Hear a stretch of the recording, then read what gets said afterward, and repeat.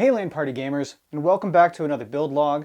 This is very exciting as we finally have a DAN case here, which, as you may know, the smallest form factor case that is in production at this time that we're able to get a hold of. These are so sought after that there is a several month waiting period just to get one, and we've got one in here thanks to our friend Mitchell, who has come back from deployment and he's looking for a full tower case, or rather a full desktop, but in a small form factor, and it doesn't get much smaller than this. So we're going to take you through some of the parts that we're going to be putting in this tiny case and see how much power we can fit in such a small form factor. Starting off on the table here, we've got a 600 watt modular SFX power supply by Corsair that is fully modular. That'll help us hopefully keep some of the cables from getting cluttered and clogging up the limited airspace inside the case. Powering that is a GTX 1080 Ti. This is a blower fan edition, as you can see. We want as much of the air going into the card being ejected out the back of the case as to not keep air congested inside.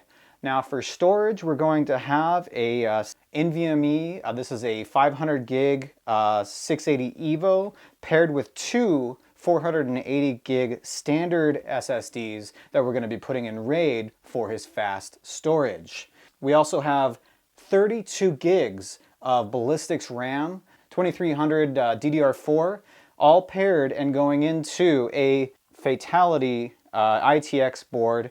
And at the heart of that, we've got a Ryzen 1600 with a CryoRig C7 keeping the whole thing cool. So that's a lot to fit in such a small case, but we've seen it done before and we're ready for the challenge. So if you're building a DAN case and you're wondering exactly how to put it together, we're going to do a bit of a build log here. So stay tuned as we try to see how much power we can fit into such a small form factor.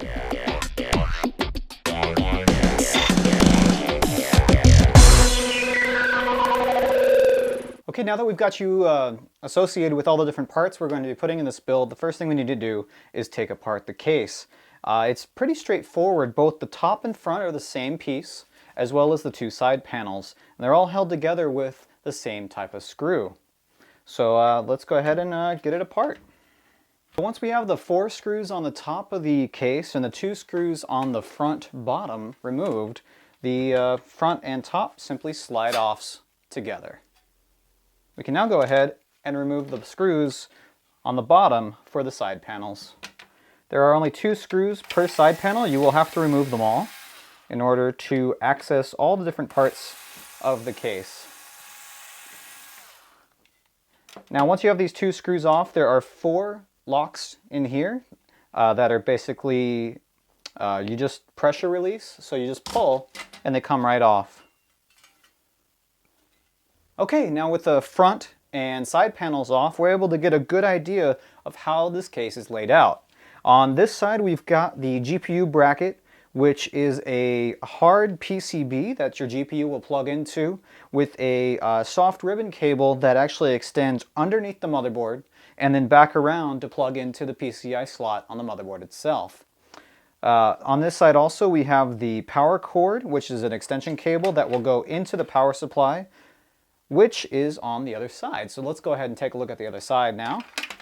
Here we've got room for the motherboard, and there's only a couple of cables coming off of on this side, which is nice because they know how much space they have to work with. You've got one plug right here for your single USB 3.0 port, as well as a single header port here for the power button. No LED indicator plugs on this case whatsoever. This is that ribbon cable we were talking about earlier, and this will warp around over the motherboard and plug into that PCI slot right there. You'll notice there is no locking mechanism on that, which we'll show you here in a bit. We have the I/O port on the side here, as well as 4 pre-installed risers that will not come loose because of over-tightening or loosening. They know you're only going to fit one type of motherboard in here, which is ITX, so there's no need for them to have removable risers in this case. The power supply, of course, is going to be SFX, and it has 6 screw holes And we're going to go ahead and place that in the case next with the fan facing the outer wall. That'll make room for all of the expansion and ports on the bottom to face downwards in this orientation.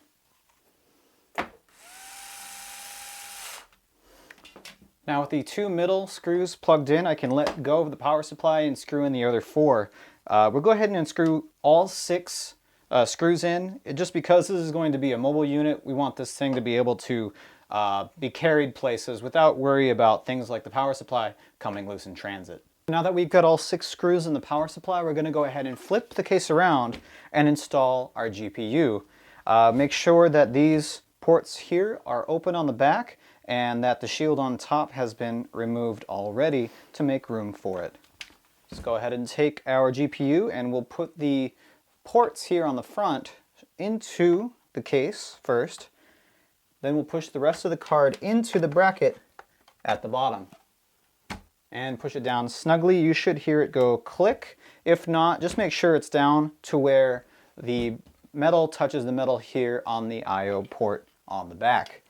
You should not see it sticking out of the bottom though. It should go into the hole entirely. Once that's on there, we can go ahead and put the 2 screws through the top here. And then once those 2 screws are in, we'll go ahead and put on this retention bracket. And it should go right behind the 2 screws shown there. Right, now that we've got our graphics card and our power supply in the case, we have to think about storage next, as pretty soon we won't be able to access the area that the SSD tray goes. So what we've done is, this is the SSD tray that it comes with. It can accept laptop hard drives, solid states, or even some double height, higher density laptop hard drives or solid states if you have something that's a little taller than the norm. But because of that ability, we went ahead and found a way to put 2 SSDs on this single tray. This first one here, we used the top mounted screws to actually go through the bottom of the SSD. And then the second one, we're going to be using the side mounted screws to slide a second SSD inside the same tray. Okay, so now that we've got both our SSDs on the same tray, we're able to mount this directly to the bottom of the case on the inside with the connectors facing away from the motherboard tray. And one of the hardest parts about this case, as you might imagine, is some of the cable management, which is why I've decided to go ahead and put in the power supply cables next so we can plan their route and see exactly which way we're going to have them go. This case has some pretty interesting cable management routes, as you might imagine, with the front of the case, which would normally be set up for incoming air on a bigger case, is actually where we're going to be routing the power supply cables for the graphics card, as well as the SATA cables to get to the motherboard in order to get the data off the hard drives and the solid states. So we're going to go ahead and start setting up the cable routes for that now. I'm going to turn the case in a way that I'm able to clearly see where I'm plugging in all of the connectors and power supply cables that I need. So we're going to go ahead and plug in those now as best we can just through the opening here in the case. Now, because of the tight working space, you could probably also do this before you install the power supply. It just depends on how comfortable you are in these kinds of tight spaces that we're working in inside this case. And you want to make sure that these cables go all the way in, and if possible hear the audible click, because these are going to be impossible to get to once the case is fully built. So make sure they're all the way snug up against the inside of the power supply. Okay, got all the cables plugged into the power supply that we're going to use for the rest of this. And now we're going to start routing them to where they need to go before we put in the motherboard. Here we have the 2 power supply pin outs for the PCI Express card, graphics card. And what we're going to do is just push them through the back of the case, or I guess what this is the front of the case rather, to plug in directly into the graphics card. Then we have the cables for the 2 SATA SSDs. And those we're actually going to shove in through the front as well, even though they're directly below the power supply. We need to actually loop them out and then back in to make use of the excess cable. So we're actually going to push all of this out the front here at this time. SATA cables that are straight, you want to use the straight kind if you have them, not the ones with the 90-degree curves, because there isn't room for the cable to go if there's a curve built into the connector. So we'll go ahead and, looking at the front of the case, find those hard drives and go ahead and plug in these SATA connectors at this time. And we can route these up and around with the PCIe power. For the power on the SATA, what we have to do is plug in this first one into the bottom one here. If this was a straight connector, that would be better. It's got this little angle or curve to it. So we've got to plug this one into the bottom SSD. There we go. And that pushes right up against the bottom of the case. It's a little tight, but it's not the worst thing in the world. And then we're going to loop the one behind it backwards, moving any other cables out of the way momentarily. And we're going to use one of the other SATA connectors for power into the other one. It doesn't have to be the next one in the chain. It can be any of them, as long as it's able to spin and match the orientation of that SATA connector. And then the rest of these cables we'll just push back into this hole, as there's no fan here to worry about catching or anything like that, so we can just push them back in as best we can. With the SSDs installed, as far as the power and data cables, we've got to go ahead and route them over the top, and like so. And we've got to plug in these PCIe power connectors into the video card. There's a special port for that, which I'll show you now. These 6 or 8 pin connectors have a special hole here in the case, which they just feed straight through here, and they line up perfectly with the top of your graphics card. So now that the graphics card is plugged into power, we can go ahead and route the actual power cable, which is going to plug into the top of the power supply, because it's not going to be accessible when the whole build is complete. So this pass-through will accomplish that task. So what we want to do is take this pass-through and actually route it around the video card so that it can match up with the power supply. So we'll get ahead and feed it underneath those video card power cables, just to keep it out of the way even more so. As you can see here, the video card cable is going over and the PC power cord is going underneath. And this is just going to stay underneath the video card like so. Once we have it on top, depending on the orientation of your power supply, ours is on this side.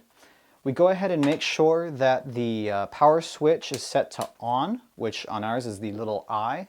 And taking a look at the power plug itself, it's got the 3 plugs going in this direction, so we have to turn this cable, but it doesn't quite fit with the bracketing on the case. There's a nice slit or opening here in the case, as you can see, and by using this opening we can go ahead and put a loop through it, changing the orientation of our cable. And now it fits perfectly in the power supply's power jack. Alright, now that the RAM is installed and the NVMe, we can go ahead and plug in the motherboard. We're going to put in the I/O shield first. This is actually going to sit with the PS2 port, in this case facing the top of the case, which is actually in this case the bottom of the case. Okay, now that's installed, we need to put the motherboard in not just straight down, but with the I/O facing through the shield before we do that. So we'll pull this back so that we can accomplish that, just get it out of the way. And we'll go ahead and put the motherboard in I/O shield first, putting, in this case, the largest components in the I/O shield right away, which are the Wi-Fi plugs, and then followed by the headphone jacks. Now if it's in there correctly, you should see all your ports lining up perfectly with the holes provided by the I/O shield. Now that we've got the motherboard in place, we've got to screw it down with the 4 included screws and then start plugging in all the associated ports into the motherboard. Now the first port we're going to plug in is actually this PCIe riser, as it is one of the most important things to get in there correctly. Now again, just like on the other side, there is no lock on this side here, so you don't have to worry about having this part open or closed. We just need to make sure that this is perfectly vertically aligned before getting it into the slot. And it has these nice places on the edges here to press down. And it should fit nice and snug in that slot when you've done so.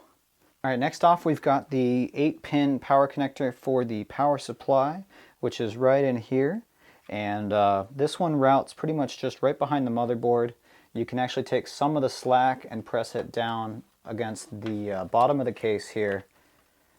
But the most important thing is to get that in that port with a nice click. And then worry about taking the slack out after you've got enough to use to push it down. Okay, next up we have the power button. And for that we had to find, sometimes you have to look in the manual exactly where this is. But on this ASRock Fatality B350 board, it is located right here next to the SATA plugs. So we'll go ahead and plug that in. Now with a power plug, it doesn't matter which orientation you use, as positive and negative doesn't matter on anything but the LEDs. And that will be easy enough there. Now next, right here next to that, we've got our USB 3.0, which we'll go ahead and plug in now. Keep in mind the key faces the open hole on the port, so we'll go ahead and plug that in. Okay, and then finally we've got these 2 SATA cables that we had run earlier in the build that can go through this open port in the top of the case and plug in directly into the motherboard now. And they too should give an audible click, assuming they have this locking mechanism on them like mine do.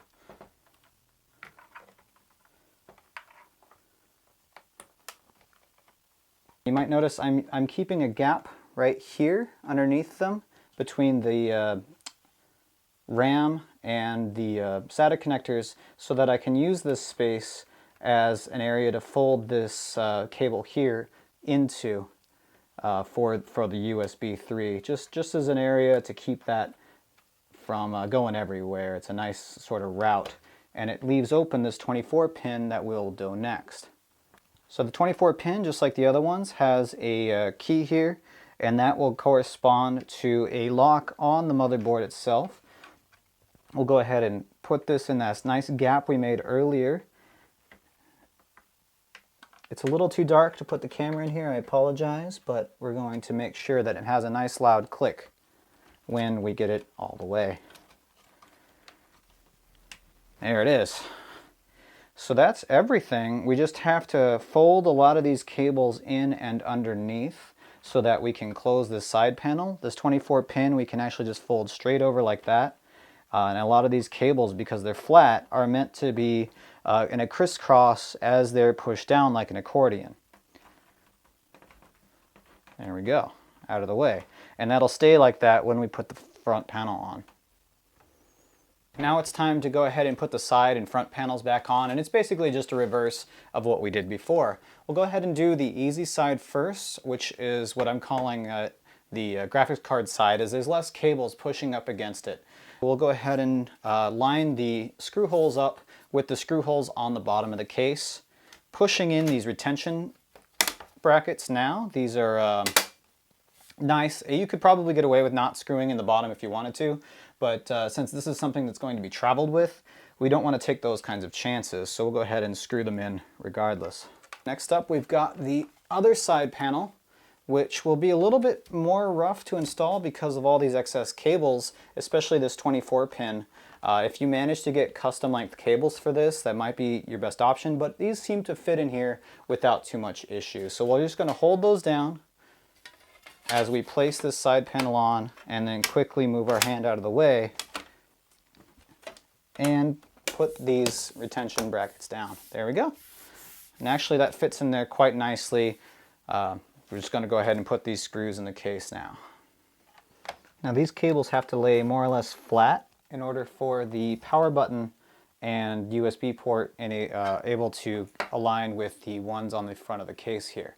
So we'll go ahead and put these two screws on the bottom, aligning with the ones on the case, and then creep up the case,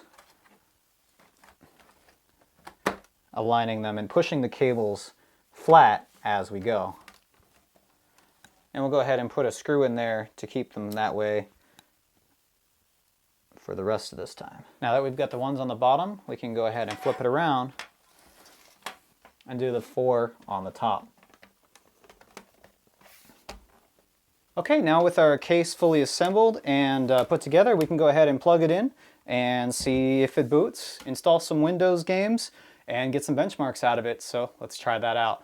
We're going to try PlayerUnknown's Battlegrounds as our first benchmark game, and in the lobby we're hovering around 107 or so FPS, and we're just going to get into a game real quick and see how it goes. So we're in a Miramar match now, and just standing around waiting for the game to start, we're anywhere between 96 and 140 FPS. I mean, this thing is just tearing through this game. And before I forget, our settings, everything is on ultra. Everything's turned up. Screen scaling is at 100%, and everything's turned up to max. It's pretty impressive for this little guy. We're in the airplane. We're going to go ahead and drop off. Where do we want to go? San Martin sounds like a nice place to visit this time of year. And jumping out of the plane, we were at about 100 FPS in the plane. As we soar through the air, we're in the 70s. Still a great sweet spot, especially on this. This is just a television, so I'm only getting about 60 hertz on this panel. And a couple dips here into the low 50s. Oh, hit 35 there, we'll see. I can feel a good amount of heat coming off the back of the video card, as one would imagine. So indoors here, we're getting about 83 FPS. Okay, with highs of over 100 FPS in PUBG and lows dipping into the low 50s on very seldom occasions, I think that's a pretty good test. Now we're going to get into a game that was an all-time favorite of Mitchell, who's going to be taking home this computer. This is Dota 2, and right now we're getting 120 frames per second locked. That's a frame lock, so I bet you this is going to be a beautiful upgrade from his current system. If you're wondering about temps, in the middle of a game of PUBG at 115 FPS, we were looking at no more than a 50°C max. That is pretty good considering how small of an area this has to cool itself off in. This Ryzen 1666-core processor is just eating this game alive, and it's doing a great job. Obviously 120 FPS, it's locked there. I mean, it's Dota 2 on a 1080 Ti, so I don't know what I was going to expect, but it plays as well as you might expect it to. Alright, well that pretty much sums it up for our review and build guide for the DAN case. Big thanks to Mitchell for bringing this over and let me play around with it.